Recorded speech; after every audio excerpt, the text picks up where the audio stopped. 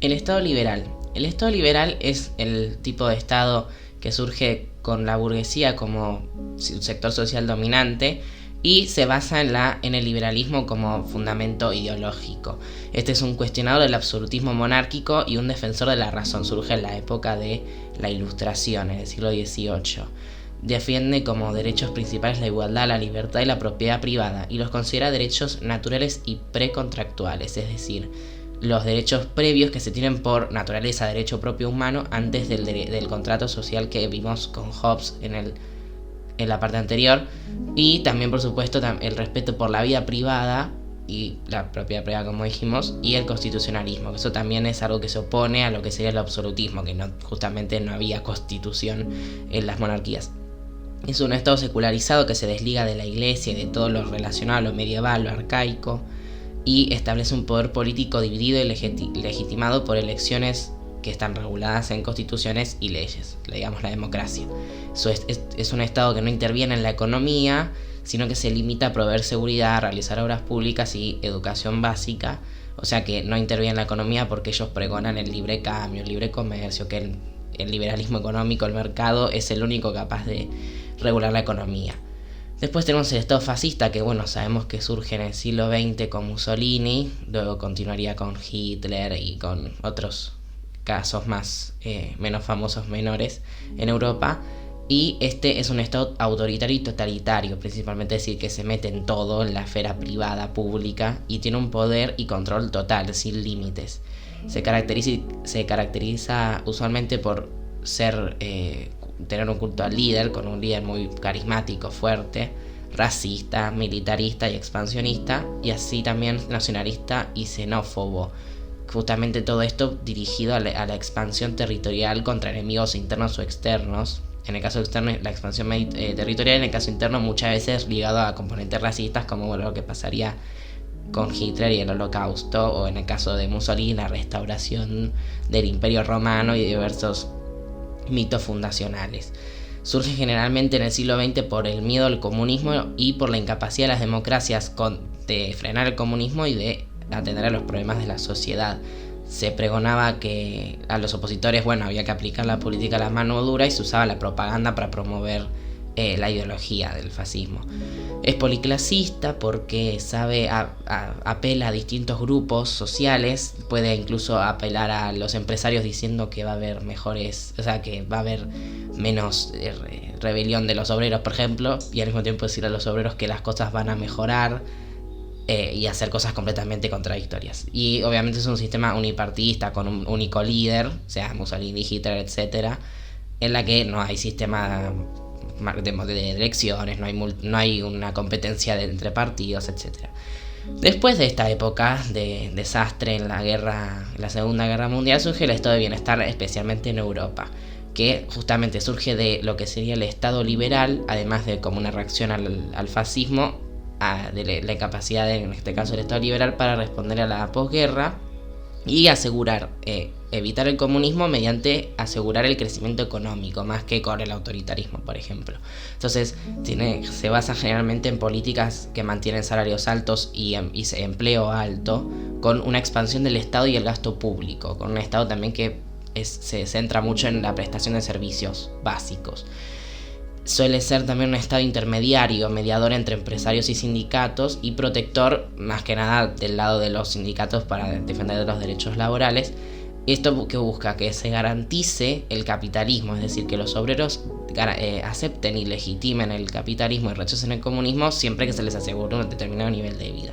Es interventor en la economía, regula mucho la economía, y es empresario, es decir, hay empresas públicas de servicios, etc., y hay una fuerte redistribución con la intervención de la economía desde los sectores fuertes económicamente a sectores menos privilegiados.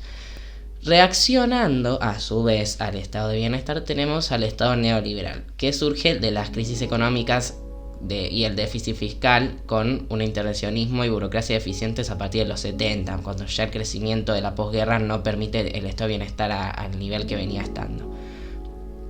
Además surge en un contexto de globalización y caída del comunismo en el 91, con la caída de la Unión Soviética, el muro de Berlín, Y esta globalización permite que se expanda a todo el mundo, con una apertura económica sin precedentes y fomentado generalmente por el Estado neoliberal, que se eliminen las protecciones, las medidas proteccionistas.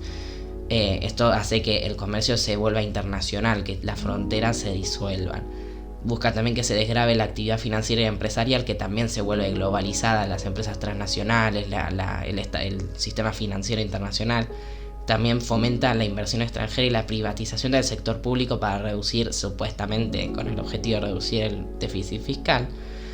Y también promueve justamente que la flexibilización laboral, o sea, que las condiciones de trabajo, empleos se negocian de manera diferente, generalmente apelando a que el mercado de trabajo se puede regular solo, y descentralizando el Estado, generalmente apelando a la división en gobiernos regionales para evitar que haya como un Estado más fuerte, central, que intervenga en la economía, etc. Después, en la parte 4, veníamos de la parte 3 de tipos de Estado, por supuesto, y en la parte 4 es muy simple, que es otra recapitulación de la democracia y su contraste con el autoritarismo, que es básicamente lo opuesto a esto, ¿no? A las elecciones libres y justas, con acceso al poder limitado en el tiempo y en las extensiones del poder, con una representatividad política, un Estado de Derecho, con división de poderes, y ciudadanos con derechos civiles y políticos, que todo esto se busca eliminar con el autoritarismo. Obviamente que esto después se va a ver que hay distintos grados. A veces hay elecciones, pero por ahí no son libres y justas, o el ejercicio del poder por ahí se supone que hay un mandato en el tiempo limitado, pero por ahí el poder es ilimitado, etcétera. O la representatividad política es limitada, como sucedió en el caso de la proscripción del peronismo, por ejemplo, que se va a ver más adelante, en la que había ciertos sectores que no estaban representados políticamente. En la parte 5 tenemos los sistemas políticos contemporáneos. Esto se básicamente explica la poliarquía.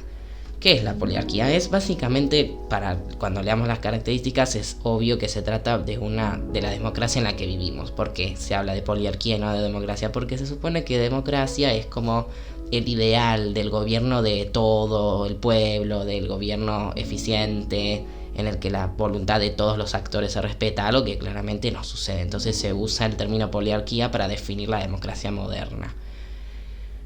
Entonces, lo que se apela es que la democracia sea como una guía, como el ideal final que no es alcanzable, pero nos tiene que servir para juzgar si estamos haciendo bien las cosas o no.